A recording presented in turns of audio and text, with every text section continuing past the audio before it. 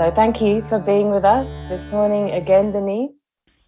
Before I get into the Murli, I was asked to just share for a few minutes. And what I would like to just emphasize, I'm sure everybody's fully aware about it, but that Baba is the ocean of knowledge, and then there is the ocean of Bhakti, into which the ocean of knowledge appears. And I think one good description of the Sakar Murlis is they're a bridge. Because the assumption was when Baba was speaking, Sakar Baba was speaking the Sakar Murlis, that all the people who are listening and who will be listening in the future are Hindu devotees. So the assumption is that the bridge is going from one shore, which is Hindu devotion of a fairly simple type, all the way across the ocean of the confluence age to arrive at clarity about what Gyan is. And as you know, there is this expression, Gyan, Bhakti, and Vairagya. So in this expression, Gyan, Bhakti, Vairagya, Gyan means the golden age and the silver age, and Bhakti means the copper age and the iron age, but more particularly the iron age. And Vairagya is where you go beyond Bhakti in preparation for arriving at the mentality of the civilization of the Golden Age.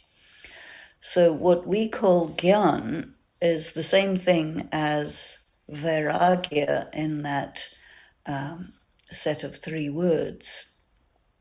And in Hindu Bhakti, there is the belief that when you finish your Bhakti, then you will get Gyan.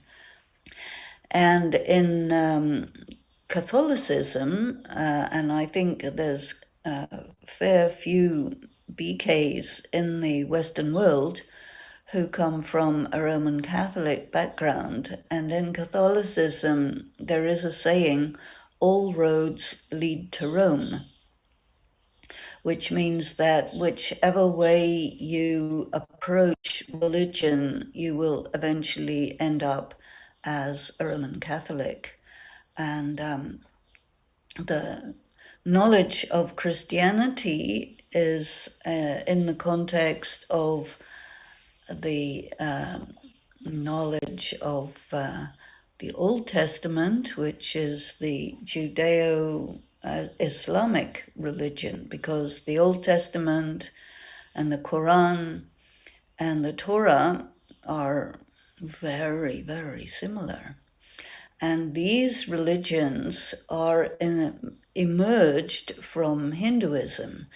And very few people know that because they don't really want to say that they emerged from Hinduism because they are antagonistic to Hinduism. And some parts of Islam and Judaism and some parts of Christianity are very against images. And Hinduism is all about images. And so when we're studying this knowledge, this Gyan that Baba gives it, it's in a context. So we have to understand our individual context, whoever we are. Even if we are not a practicing religious person of whatever religion we're born into, we are living in that culture. And so whether you're practicing it or not, so many aspects of it enter into your being via the culture, the education system, the sense of your your context, your country, your world. And so you are formed and shaped by it. And the language that you use is filled with different references to that. So when we're listening to the Murli, we are listening to something that comes directly from the mind of God, and also with much commentary from the mind of Brahma, coming out of the simple Hindu context, and then we have to churn it. And so churning the knowledge is the way to extract the essential teachings that Shiv Baba is giving, which are absolutely not the same as the concepts of Bhakti. And so Baba is taking up this in today's Murli quite a bit. So let us look at the Murli, and I will occasionally make a comment to just point out where this is happening. So this is the 14th of May, and the essence: sweet children, perform karma for the livelihood of your body. That means go to work. And remember Baba for at least 8 hours. So everybody will say, well, that's impossible. But Baba very often says that do things in Baba's remembrance. Make sure that you're soul conscious. If you're soul conscious, it takes you to Baba.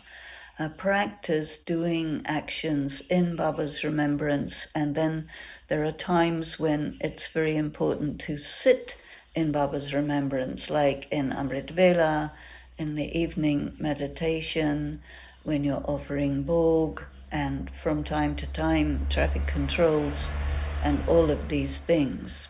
And you can come up to 8 hours if you're very attentive, but most people don't. So remember the Father for 8 hours and donate peace to the whole world. That means just be in a stage that is peaceful, quiet inside, no extra thoughts that are unnecessary, and resonate and extend that resonance.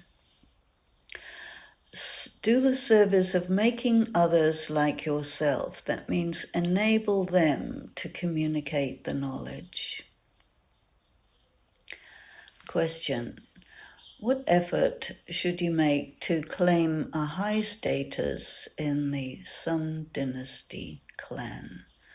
And there are several answers. 1, to claim a high status, remember the Father and inspire others to remember him.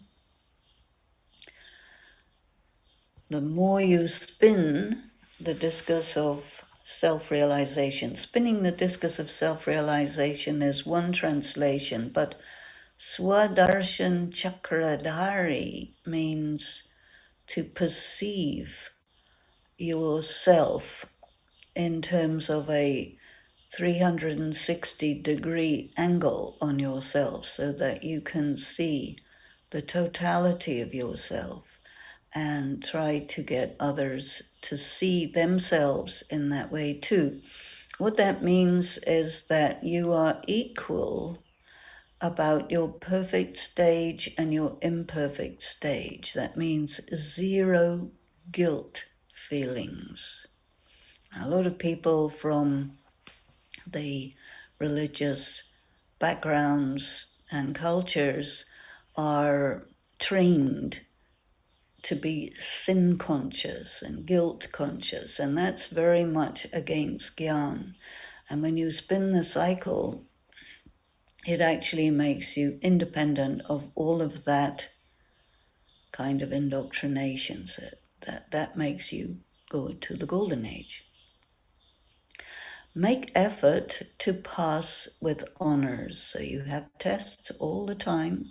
Use the powers, pass the tests.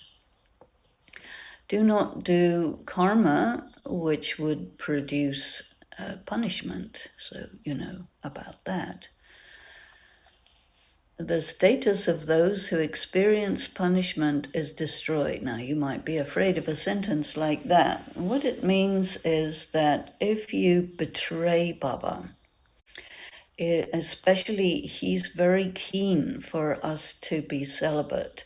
So if you are representing Baba and then you're not celibate, then that is what will affect your position in his eyes. And so he focuses on celibacy because that's quite difficult for a person to remain completely alone with God. When you're not celibate, then you are not alone with God. You have somebody else who takes over your mind and your heart, and so then you are divided, and this is what breaks your status. The song is, take us away from this world of sin to a place of rest and comfort. Om Shanti. So this song is a prayer. It's part of the Bhakti songs, a prayer of the children. Which children? Those who do not know this yet. Only they would sing such a song because when you know this, then you know he's already taken us away. He knows what to do. We don't have to tell God what to do. You children know that Baba is taking us away from this sinful world to a pure world of charity. Actually, charity is not a very good word to use as a translation of punya, because there's no charity going on in the Golden Age, no need. Punya means pure karma. So it would be better to say a pure world of pure karma. There is constant comfort there. There is no sign of sorrow. Ask your hearts, how did we come away from the world of happiness to this world of sorrow? That means people in Hinduism and in the Western world believe in evolution. And so it doesn't make any sense to arrive on Earth in the Golden Age and then gradually decline to the world of hell if you believe in evolution.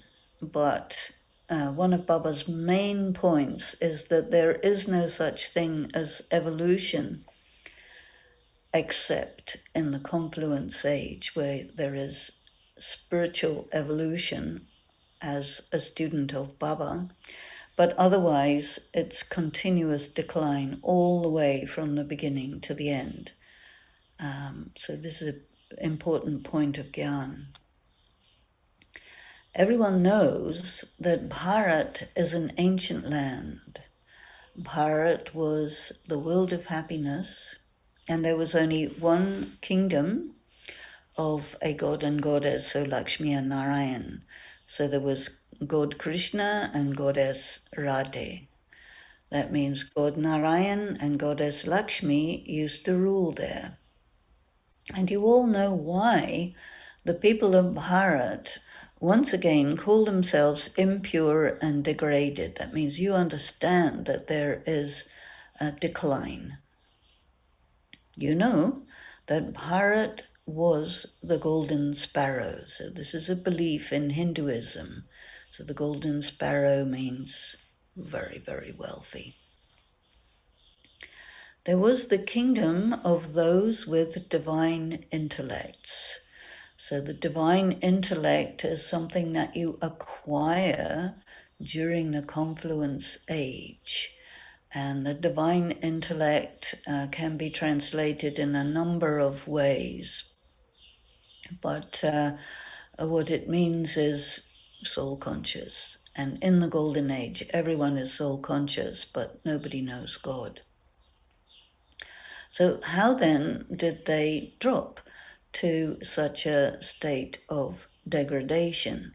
And again, there are translation issues. There is sadgati and durgati. So everyone translates sadgati as salvation and durgati as degradation. But what these words actually mean is quite interesting. Sadgati means you're in the right place, and durgati means you are very, very far away from the right place. So it's not necessarily degraded, but distant, really distant. And this is important because it's all a question of identity. When you're in the right place, you have the right sense of identity.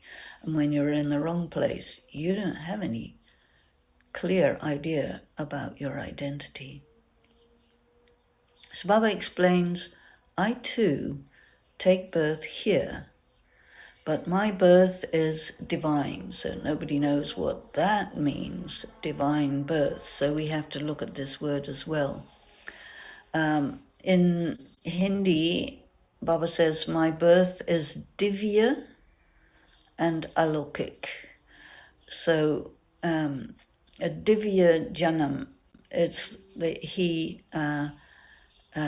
takes possession of the body of Brahma, and he doesn't come as a consequence of sexual reproduction. He doesn't take birth through a womb. He doesn't start off in the body of a child which grows up, but he comes directly into the body of Brahma and takes him over and demands him to stand aside while he uses his body, and Brahma Baba accepts and goes along with that. You know that you belong to the clan of Shiva. So this word clan is a problem because many of these words are very difficult to translate, and there cannot be a clan of Shiva, but you are called Shiv Vanshi. And Vanshi has to do with you are a child of Shiva. And then you are Prajapita, Brahma Kumars and Kumaris, which is actually your caste. People are afraid of the word caste, so they don't use it, but actually it means that you're Brahmins, and you are made into Brahmins through the mouth of Brahma. You are given birth by adoption, and then from the Shudra caste, you are made into Brahmins. Baba has explained that when you're talking to other people about this, ask them first, do you know God the Father? And then they would say, he's the Father. So Baba is actually teaching you arguments as a lawyer, and you have a job to prove that the beliefs in the path of bhakti are false, and he's giving us all the arguments to prove this. And when we're talking about Gyan to other people, we're practicing to apply the arguments and take down the arguments of the people who have incorrect concepts about God. And you have to do this to show them that their concepts of God are based on faulty logic. So you have to be a pretty good lawyer and philosopher for this, but don't worry, it'll come. So then they would answer to you, he is the Father. And then you would say, they would say, why are you asking what is our relationship with him? He becomes the Father. So all souls belong to the incorporeal, again the word clan comes, of Shiva. So Vanch really means like lineage more than clan. So all souls belong to the lineage of Shiva, and they are all brothers, because a soul has no gender. And they're called brothers because in law, if you are not a brother, you don't have any rights. And this is the problem with religious law based on the patriarchal system, which divides everyone into men and women, and men have rights and women don't. So Shiv Baba says, excuse me, you don't understand anything. Everyone is male in the sense that they all have all the rights.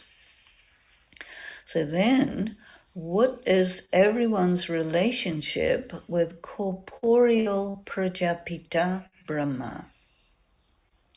And so the Hindus would say, well, he is the father, and he is known as Adi Dev. Adi Dev, the first divine human being.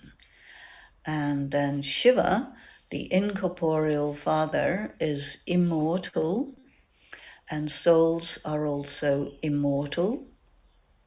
They leave one corporeal body and take another. So these statements are categorically there in the Bhagavad Gita.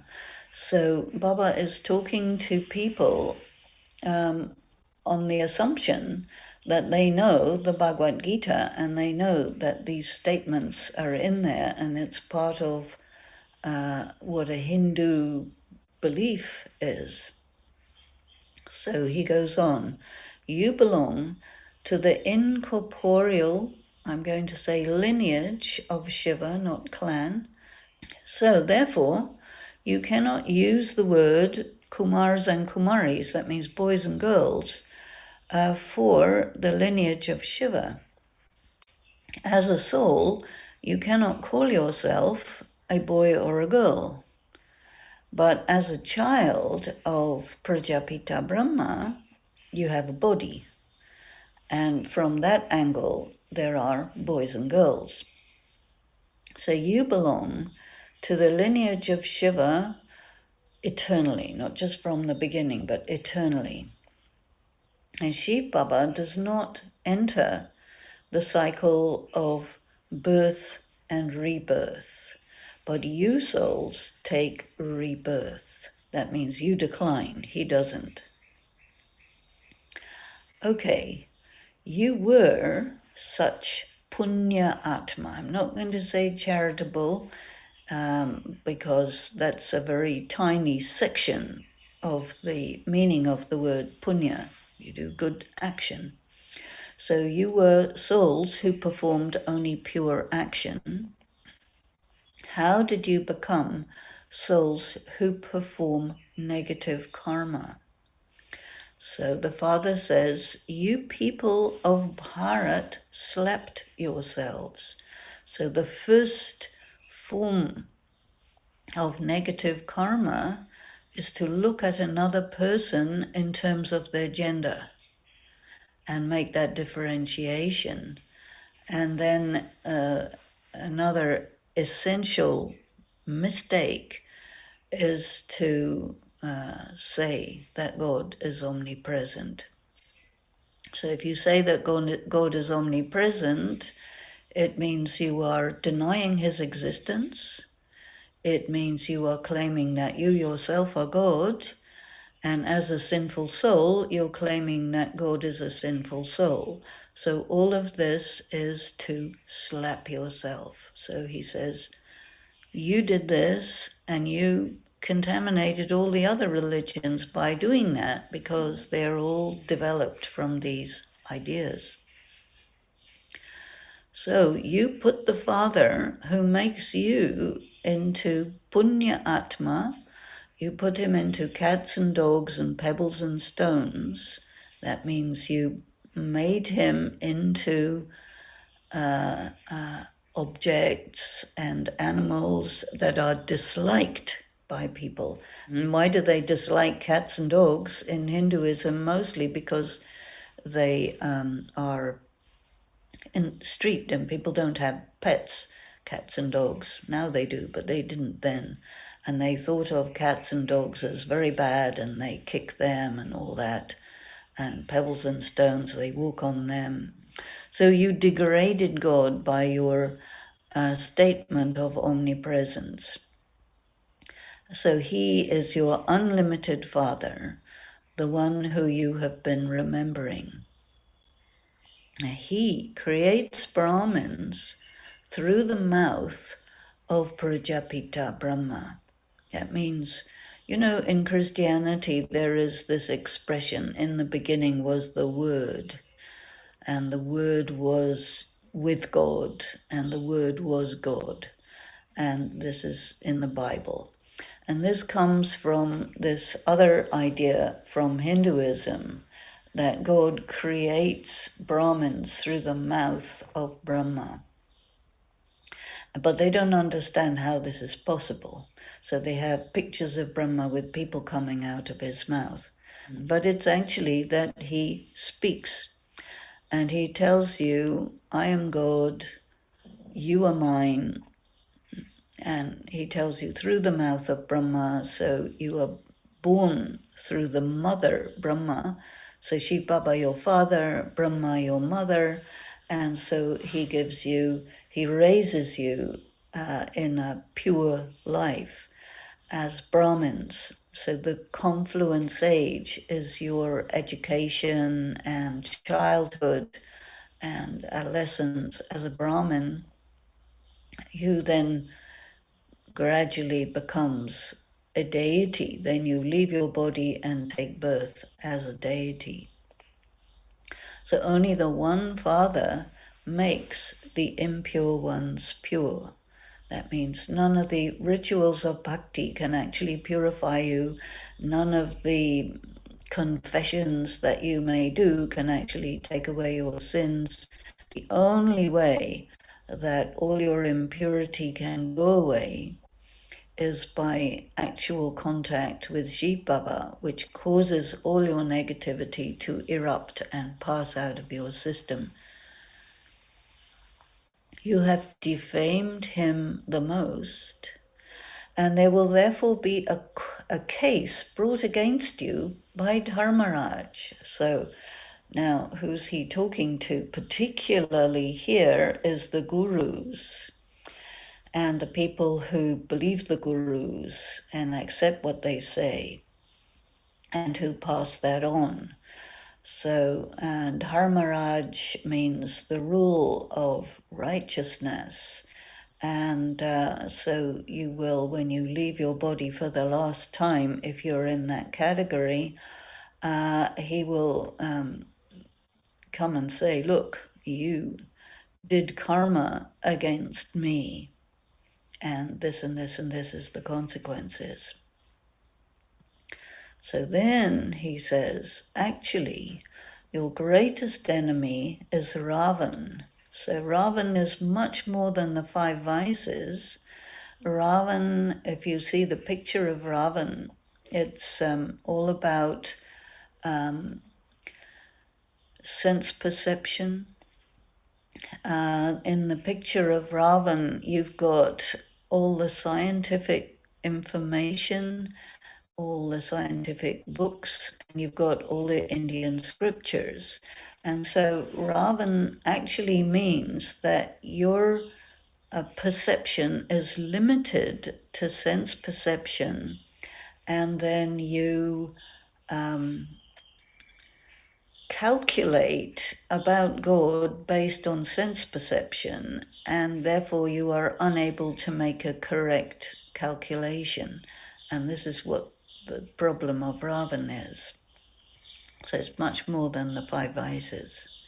So you now have Ram intellect. So Ram, or godly intellects, means your understanding of reality is based on what Shiv Baba tells you how to perceive through your 3rd eye, and everyone else has a Ravan intellect, which is not devilish, but it's based on sense perception. So, for example, the scientific method is totally based on sense perception.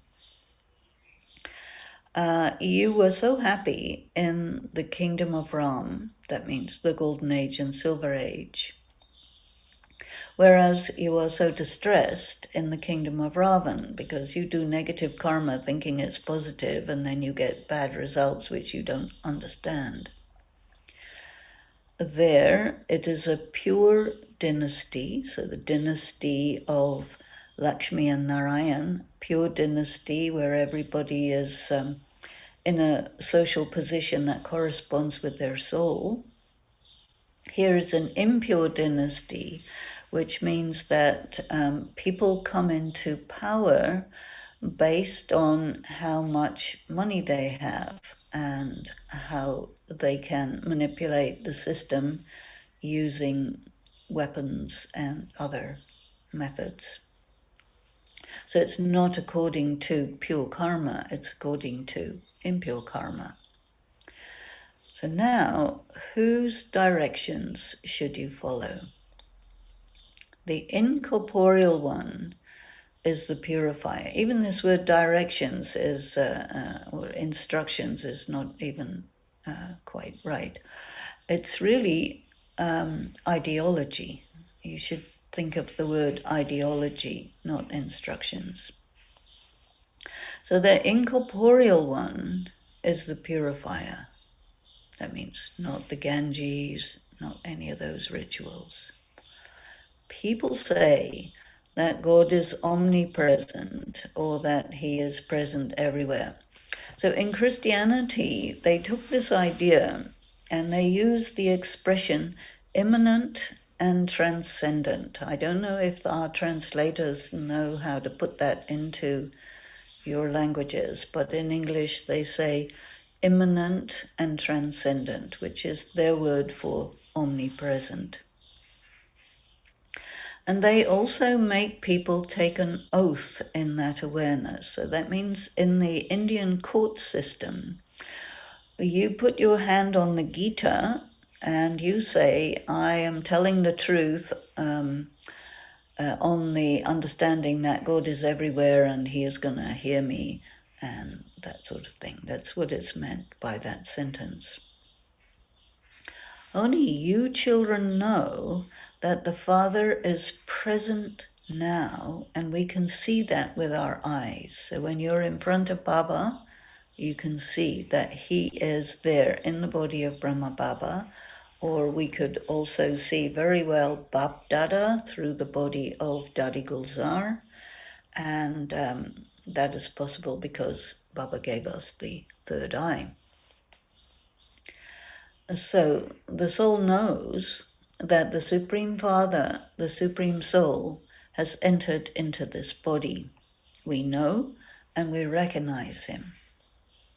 Shiv Baba has once again entered the body of Brahma and is explaining the essence of the Vedas and Shastras. It says here scriptures. It always says scriptures, but it's actually Shastras, which is some of the scriptures. So the Vedas and Shastras were written at the beginning of the Iron Age through the Shankaracharya people. And what they did is they changed the Gita and all the other scriptures. And they initiated the idea of omnipresence and so many other concepts. And so what Baba is doing in the Murlis is returning these scriptures to their original meaning. And this is what is meant by this sentence. Baba tells you the secrets of the beginning, the middle, and the end of the world cycle and makes us Trikaldarshi. Trikaldarshi means you can see the three aspects of time. That means you know what the origins of everything are, and you know what's happening at the present, and you know where it's going. You understand the direction of karma, the direction of time. those who are Swadarshan Chakradari, that means they possess the cycle of the self. They are also Trikaldarshi, because obviously if you know the cycle, you know the past, the present, and the future. So in the hand of Vishnu, his right hand, spinning on his index finger, there is this discus, Swadarshan Chakradari. So what that means is that whether you're a male or a female, you spin the cycle of time, and you understand that you have the same number of births in a male body as you do in a female body. So you cannot classify yourself as male or female. You have to be genderless. And you have to classify yourself, as Baba said earlier, as a male because you have rights. And being a king means you understand what your rights are, and you assume your rights, and you live as a person with all rights. So you Brahmins then become deities. So a deity means a giver. The souls and bodies of deities are pure, but the bodies you are in were created through vice, that means through sexual reproduction. So even though towards the end you souls become pure, your bodies are still impure. And because of this reason, the image of the individual holding the discus of self-realization, which is sometimes Krishna, sometimes Vishnu, you cannot be shown with that, because the one who has that discus is considered pure in Hinduism. And so if you would hold those instruments of Vishnu as a Brahmin, it would confuse the devotees. So you can't be shown with that. You have to have a pure body and a pure soul for that representation. When you become perfect, that means complete. That means when you leave your body, karmatid, complete, then you can be part of the rosary of Vishnu of victory. So you see Vishnu has a big rosary, the rosary of 108. All this is the beginning of the golden age. So first there is the rosary of Rudra, that means the rosary of Shiva, the rosary of all the souls, impure souls. And then there's a purification process, and some of them become the rosary of Vishnu. So the rosary of Rudra is the incorporeal souls, and then when they come from the soul world into the corporeal world and rule the kingdom, they become the rosary of Vishnu. So this refers to the royal family. Only now do you understand these things. People, that means the devotees, sing to the Supreme Soul, O Purifier, come. And so the logic of that statement is there's only one who is the purifier. So you know that there is only the one Father who purifies all the impure ones. And so this is the proof that the most beloved incorporeal God the Father is the purifier. And he is the great Father. So they call out to their little fathers. Little fathers means, the founders of religions. Or even their Lokic fathers. But he says when they experience real serious sorrow, they remember the Supreme Father, the Supreme Soul. So these things have to be understood.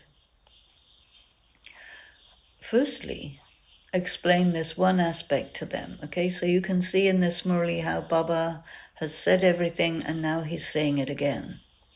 because people listen to the Murli, but not with that much concentration. So in many of the Murlis, he will say something, he'll say it again, and he'll say it a third time.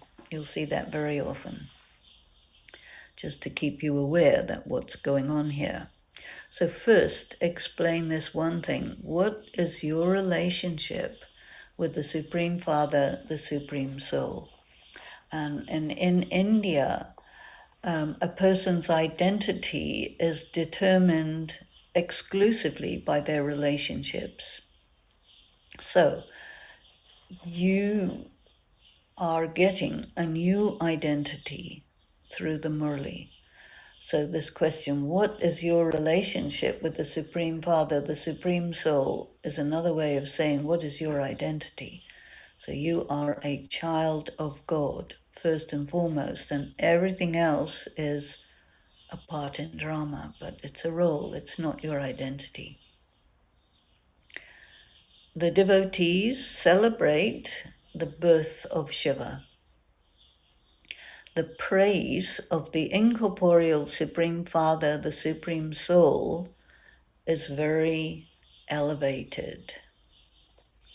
So the more difficult the exam you take, the greater the title you get. You know, when you get a doctorate exam, you get called a PhD. So the exam that we're doing is the exam for becoming a king. So if you pass this exam, you become a king. And Baba has a very big title, that means God. Now, the praise of the deities is common in the sense that it applies to a human soul, and there are many of them, and they are all called complete with all the virtues, 16 celestial degrees complete. And then they, like the moon, it goes from full to the new moon. So the deities go from a perfect state to an imperfect state. The greatest violence is the sword of lust, which harms you from the beginning through the middle to the end, and it causes sorrow for each other. So that is a great form of violence. You now have to become double non-violent. That means do not use sexual violence and do not use violence with weapons or even words. God is speaking. And he says, "O children, you are souls, and I am the Supreme Soul. And you have been floundering in the ocean of poison for 63 births. That means you've been living in bodies that are the product of sexual violence. And there's a lot of suffering associated with that." And he says, now I'm taking you to the ocean of milk. So milk is symbolic of a pure body, pure love of the mother. It's a symbol of prosperity. And so the golden age is called the ocean of milk. For this short time in the final period, make a promise to live a life of purity. So because the huge difference between the Iron Age and the Golden Age is in the Golden Age there is no sexual reproduction, and there is no dominant males and dominated females. There is no imbalance. Everything is in balance, and there is that complementary relationship between men and women. So Baba says, this is a good direction, isn't it? It's a good instruction. Even the people call out to God saying, purify us. And pure souls live in the world of liberation. So that means the world of the soul world. In the golden age, there is liberation in life. So you are free from any kind of negative karma and bondage. You cannot be dominated by anyone. And the Father says, if you want to be like that, and that means also in the Sun dynasty, in the royal family, make full effort. Remember me, and also inspire others to do that too. The more you rotate this cycle of self-realization, the more you keep yourself free from male, female, from consciousness of guilt and sin, and the more you are neutral about all of this plus minus, the more you will inspire others to do this too, and the higher the status you will claim. Now look at this child Prem who lives in Dehradun. So Prem, you probably don't know Prem, she left the body quite some time ago, and she was a student of Dadi Janki, and consequently she really knew the knowledge well. And in Dehradun is where all the gurus are, many. And so her main service was to explain this knowledge to the gurus and sannyasis. And she was very successful in that. So none of those residents of Dehradun were Swadarshan Chakradhari. That means they didn't know the knowledge. How is it that they have now become that? Prem made them like herself. So one interesting thing about her is that she would teach the knowledge to the sannyasis and gurus, and quite a few of them came to Madhuban and accepted and recognized that this was the right knowledge. But none of them actually became BKs. So by making others the same as yourself, that means really understand the knowledge. The tree of those who are going to become deities gradually expands. So make effort to give sight to the blind, so the third eye to those who cannot see. You are free for 8 hours. So Baba divided your time into 3. You have 8 hours for yourself, 8 hours for your business, and 8 hours for rest. So I don't know, not too many people actually have that much time, but theoretically you do. So you have to do business, etc., for the livelihood of your bodies. But wherever you go, whatever you're doing, try to be in Baba's remembrance. The more you remember Baba, the more peace you are spreading into the world. So to give the donation of peace through yoga is not very difficult. Just be with Baba and spread peace. Sometimes you are made to sit in yoga. That means we have programs for bhattis and so on, because the power of a gathering is greater. You pay more attention, you are in the vibration of other people who are in yoga, and it all helps to raise the level of the vibration. Baba has explained, remember Shiv Baba and tell him, Baba, this is someone from our clan. Open the lock on his intellect. And this is also a good tactic for having remembrance. So keep this practice. So when you recognize who's a Brahmin, and then they become, you can tell. Keep this practice. You have to remember Shiv Baba while moving around, while doing things. So they say, Baba, give them blessings. Only the merciful Father can give blessings. And they say in their prayers, oh God, have mercy on this one. This is only said for God. He is the one who is merciful, knowledgeful, and blissful. He is also full of purity and love. Therefore, there should be a lot of love among you jewels of the Brahmin clan. Do not cause sorrow, do not do harm to anyone. There, even the animals do not cause harm to each other. You children, stay in your homes, but yet brothers fight among themselves over small things. In the Golden Age, even animals do not fight.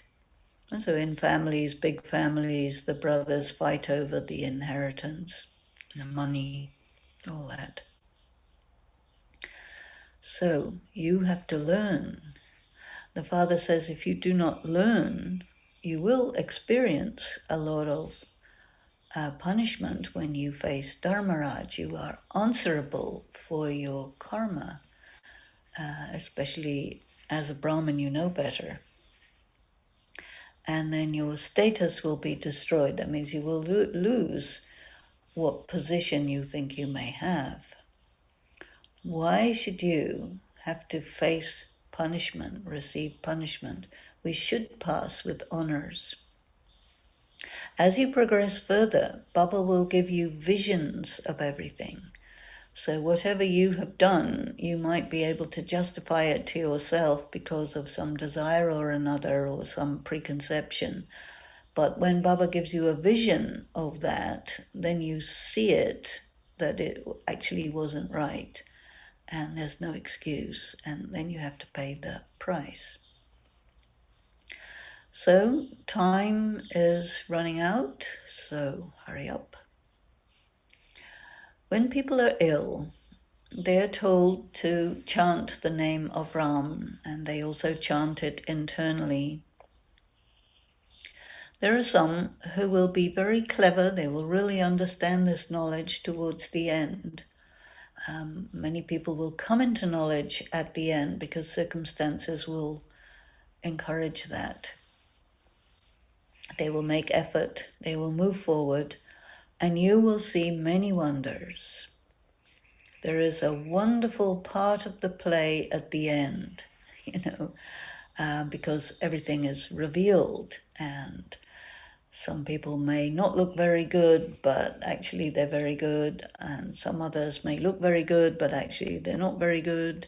So all of that will be revealed and clarified, and people will say, oh, wow, we never realized it was like this.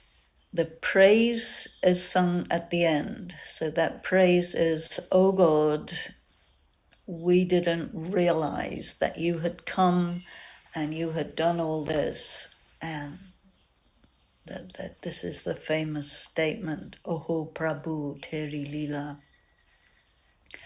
So at that time, you will experience great joy. That means you were right all the time and everybody was against you, but you were actually not wrong.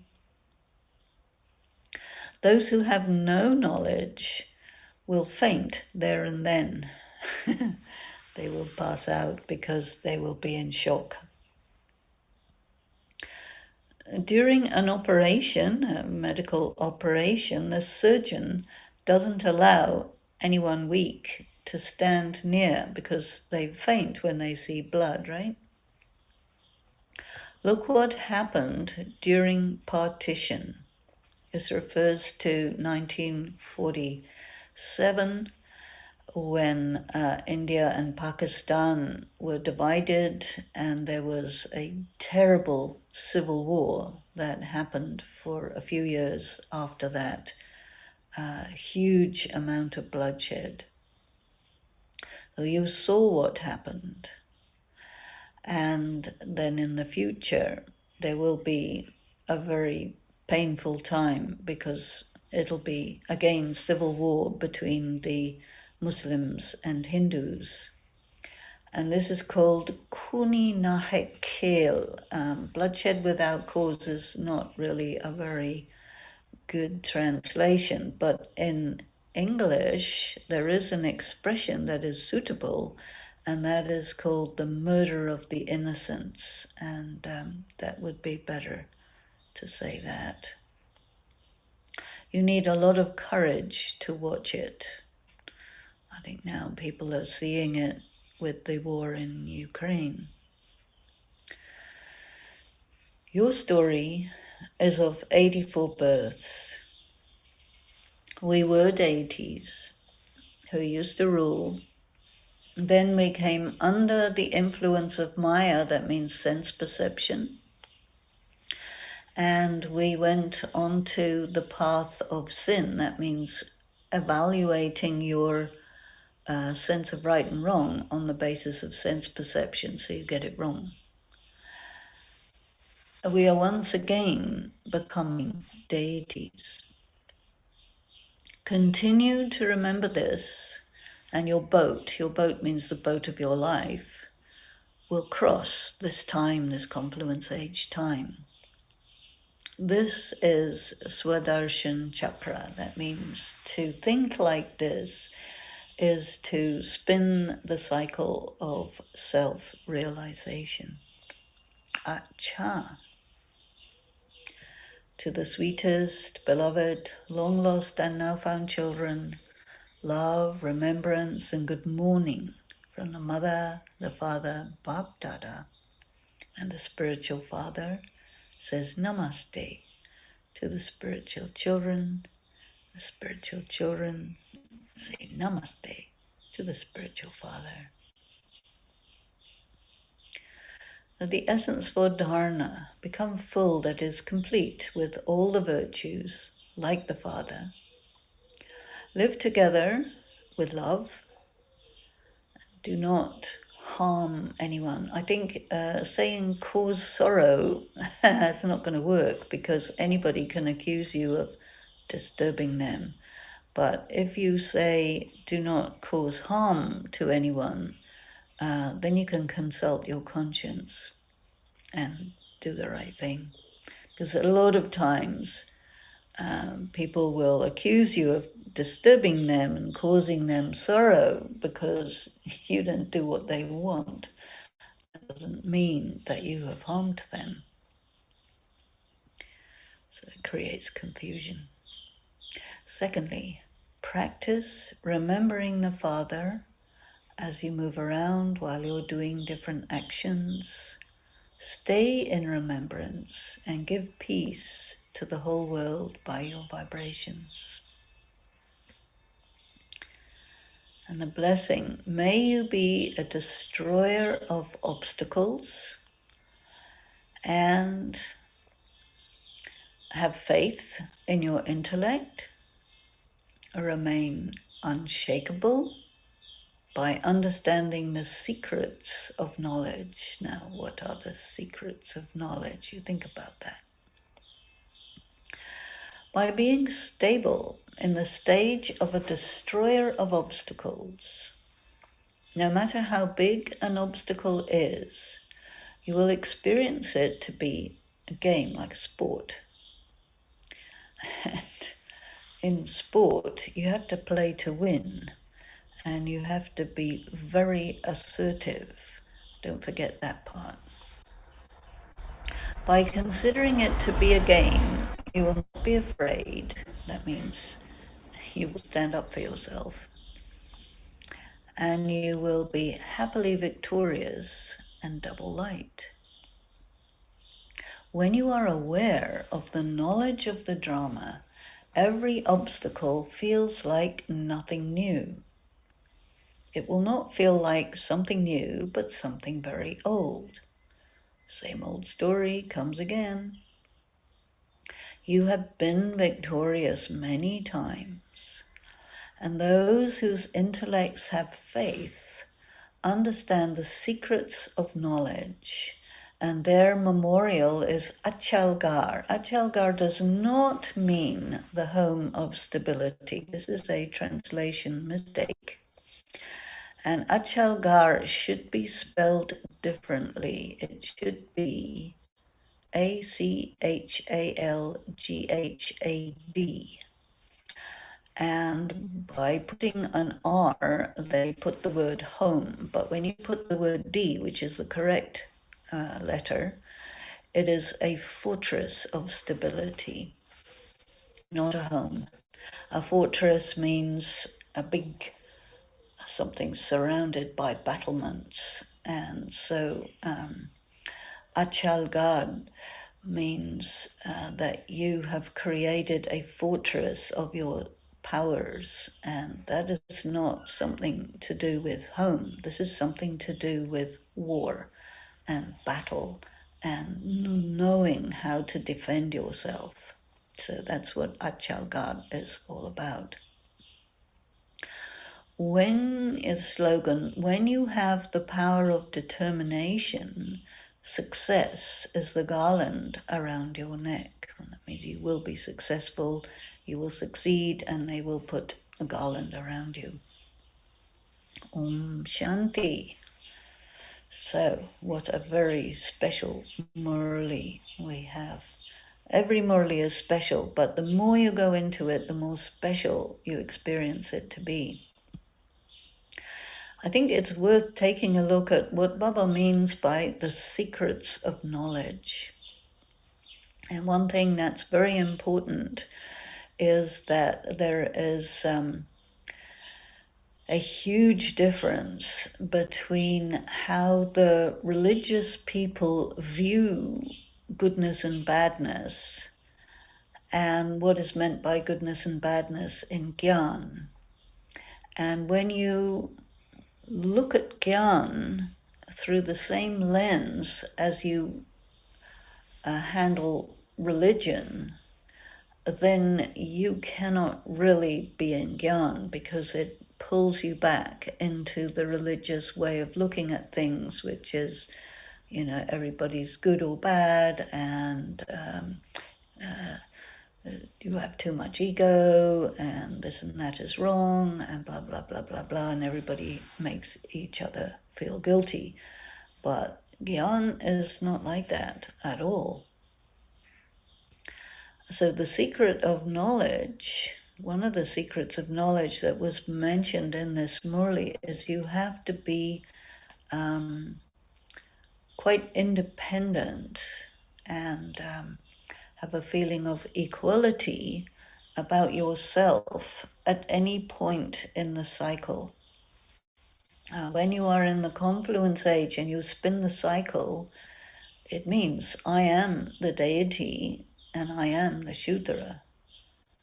And you feel comfortable to be a deity, which is difficult for people because that's too high, and okay to be a Shudra, which is very difficult for people because they think that's bad. But spinning the cycle means I am that deity, I am that warrior, I am that merchant, I am that Shudra, and I am this Brahmin.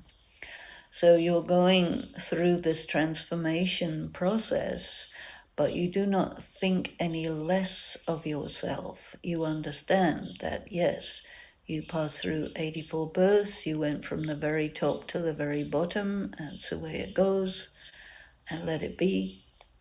And now you're going from the bottom to the top, so don't go back to the other way of thinking that you had in religion, where you are very busy regretting the fact that you're a sinner and feeling guilty and making everybody else feel guilty. All that is counterproductive in the development of the higher consciousness of a Brahmin. So we have to be a little bit careful about that. So I was asked to complete by 8:15. We have a few minutes. I don't know if anybody has any questions or you need anything to be clarified or you want to know something. There is some questions that have come through. So one of them is the Rosary of Rudra already formed now or only when all souls go back to the soul world? Could you repeat that third word? Is there only...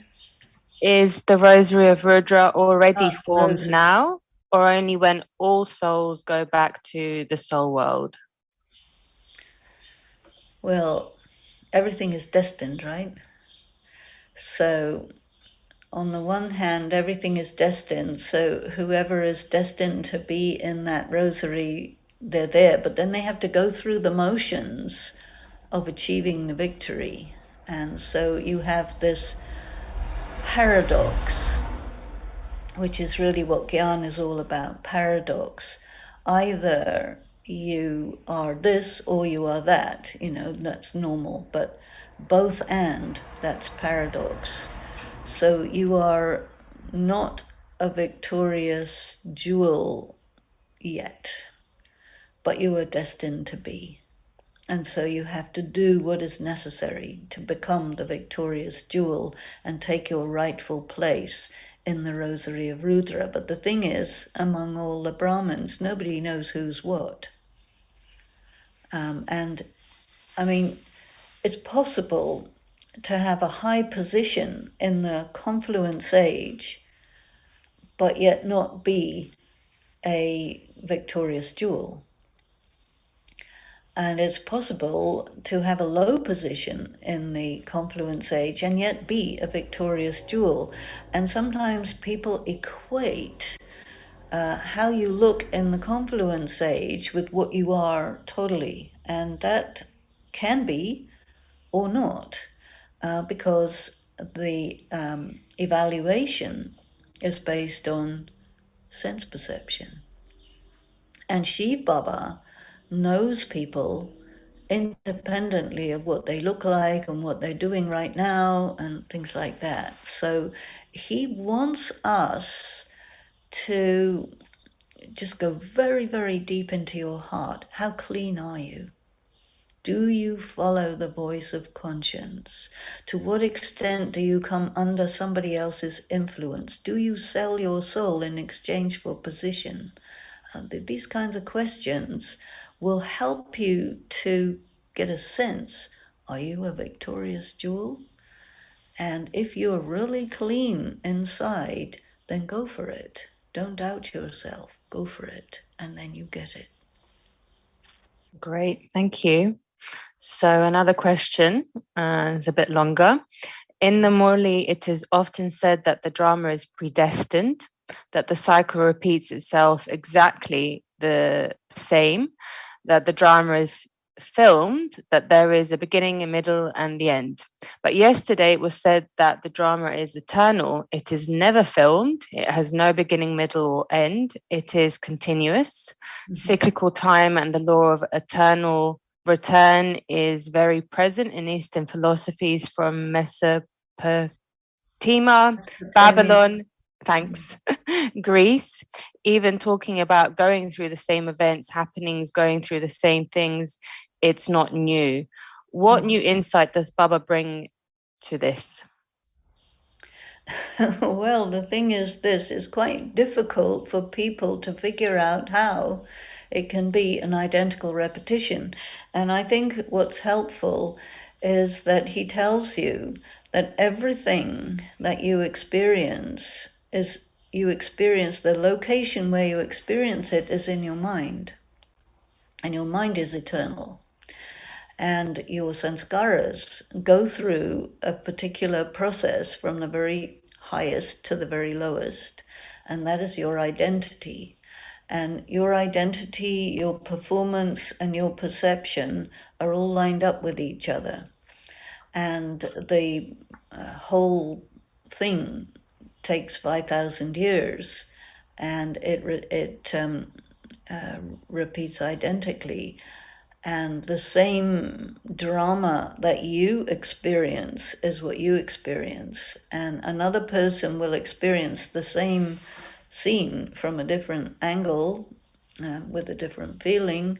And so their experience of that same scene will be their own, and it will continue to be their own, because perception occurs in the mind. And it's really helpful to make that very clear to yourself.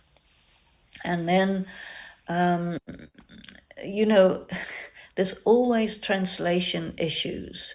So it's not that somebody says, or in one Murli it says the drama is never filmed, and in another Murli the drama is filmed. That's a translation issue, because it always says it is bani banai ban raha hai. This is the Hindi, and it gets translated in lots of different ways in English on different days, but the Hindi doesn't change. And what it means is that every moment that is taking place, it's like it's taking place for the first time. And yet, at the same time, it's always like that.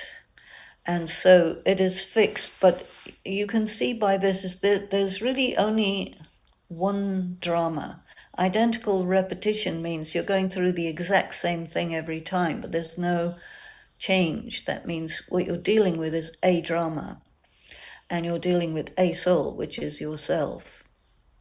And you cannot know this until and unless Shiv Baba tells it. So even though it is there in the different cultures, the ancient cultures, the idea of eternal return and so on, it is not possible for the human philosophers to understand it adequately until Shiv Baba himself comes and says it, because people cannot bear the idea that no matter what, you are going to hell.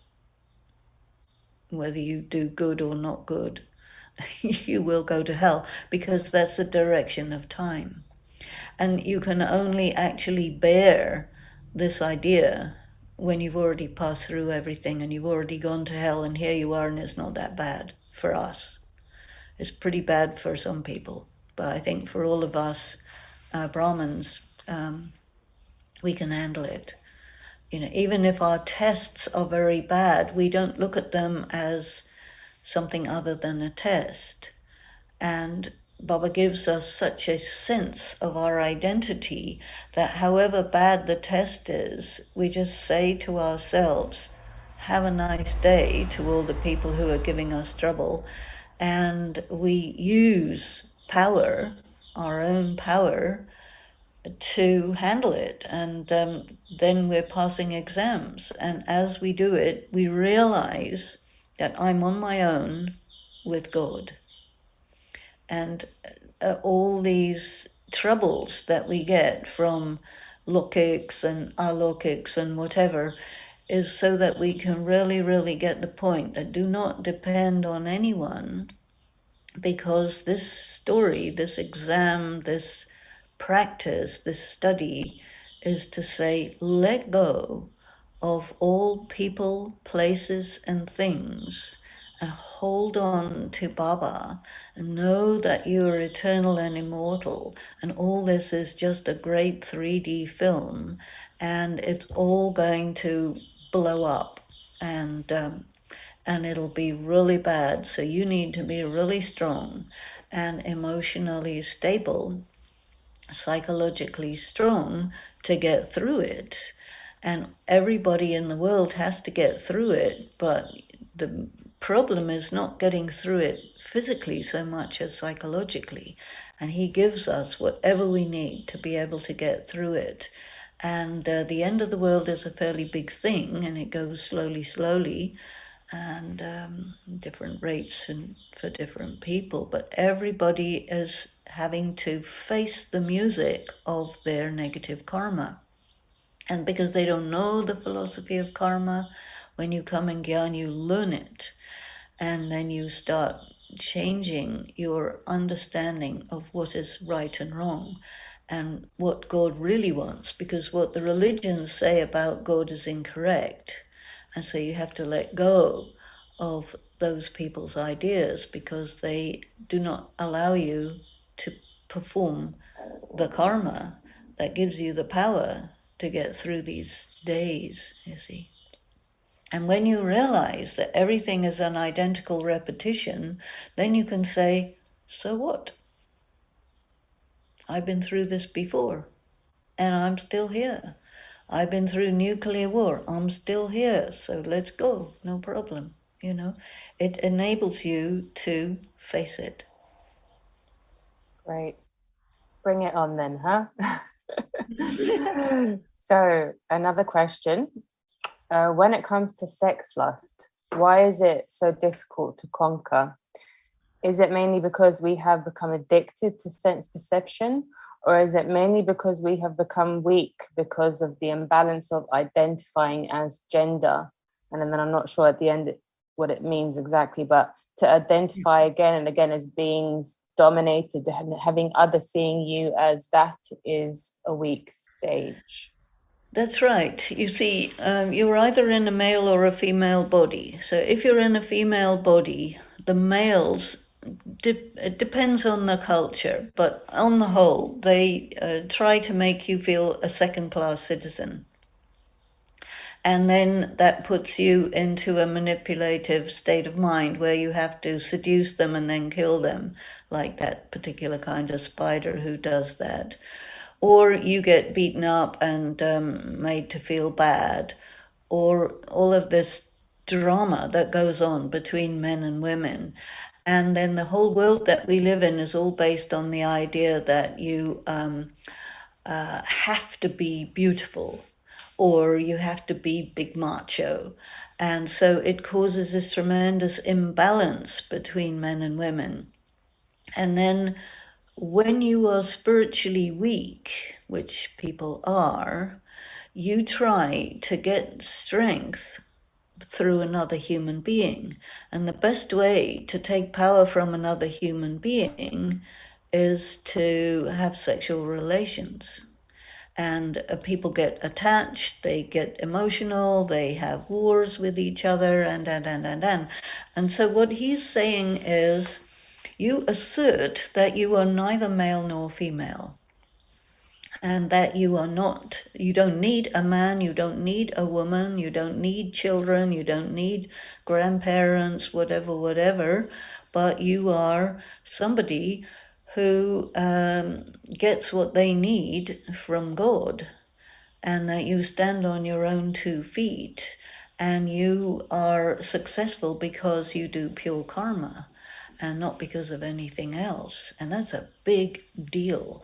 And it completely destroys the patriarchal culture, which is based on making people mutually destructive of each other. And it's all part and parcel of the culture, the economic system, the system of colonialism, the system of racism, all the various things. And it means people cannot see another human being because all you see is flesh. And then you compare yourself, I'm better than or worse than, depending on how young, beautiful, strong, wealthy, whatever that you are. All the things that people do are fundamentally based on your sexual attractability, and how the society is set up is designed to put you up if you fulfill certain criteria and put you down if you don't. And that's all fake, it's all false. And why it's so difficult is because of the many, many births of being locked into this, which is all to do with blood. And when you take birth, you take birth through blood, and you have blood relationships, and then you get born according to your karma. So it's all bondage, many, many kinds of bondage. And then Shiv Baba says, okay, I'm here to make you free. And the key ingredient in freedom is, I want you to practice celibacy, not just don't have sex, but the emotional part, the psychological part, being subjected to all these games people play on each other, and assert that you are a genderless, colorless, cultureless, free from nationality, being of light, like God. So watch it, don't let anybody pull one over you. Okay.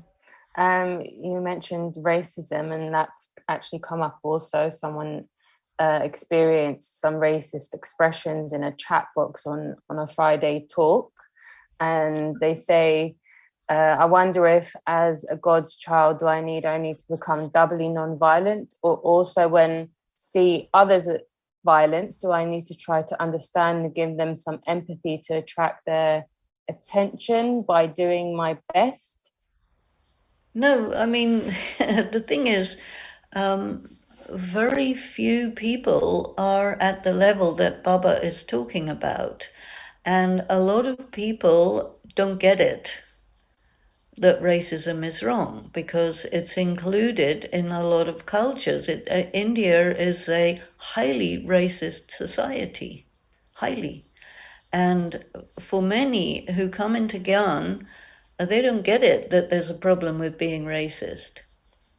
You see, because in the Murli it says ugly and beautiful for Krishna, right? Now, that's a wrong translation. It's dark and fair. And they don't want to say that they are believing that people who are fair are pure and people who are dark are impure, because that's in all the scriptures. And but they believe it, and so they handle it by saying ugly and beautiful, which is not a very good way to handle it, because you can't say dark people are ugly and fair people are beautiful, but they think like that. It's in the culture. And then for a person in that culture to come out of it, they will be pariah from the other people. You see, the other people will say, hey, what are you doing? And so to be really Gyani in a racist culture is very difficult, because they will ostracize you. And are you up for that? Do you mind being ostracized? I mean, this is the thing. To really do this practice at that level, you have to be very strong to handle the stuff that comes from the culture that really believes in racism, because they don't get it that there's a problem. In the Western culture, like in the United States, where I lived many, many years, and the whole story of slavery and emancipation of the slaves and so on, there are laws, and so people learn that. But there's nothing like that in all the cultures. And in India, you see, in the north, people are quite fair. And in the south, people are quite dark, because it's a different climate. And there are many different races within India. And so they relate to each other in that way. And they have done so for thousands of years. And then you see racism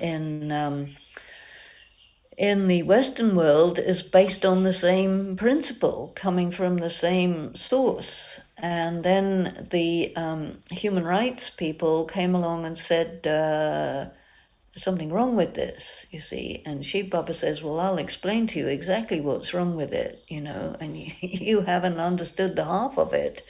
The color of your skin is no more meaningful than the color of the car you happen to buy. You can have a black car, which will go just as fast as a red one, or a pink one, or a white one. It's nothing to do with it. It's the soul.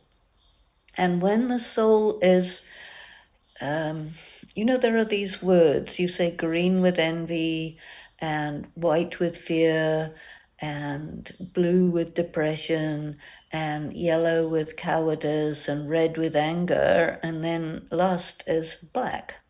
That's the aura that will be seen. A person who's very lustful will give out a black aura, and that is what is meant by black. And when a person is in the Iron Age, they give out this aura of lust and all the various other vices. And when they are in the Golden Age, their aura is just, I suppose, gold and white and beautiful. But the people take these subtle things and make them apply to the physical color of the body, and along comes racism. So it's all to do with the people who represent the religions who have contaminated the other people who believe them. So those who go to Dharmaraj will be called to account for that behavior. And they will be in very high positions in the Lokic world, but they will not be considered very highly by Dharmaraj. Okay. There's many more questions, but we've come to the end. Thank you, Denise.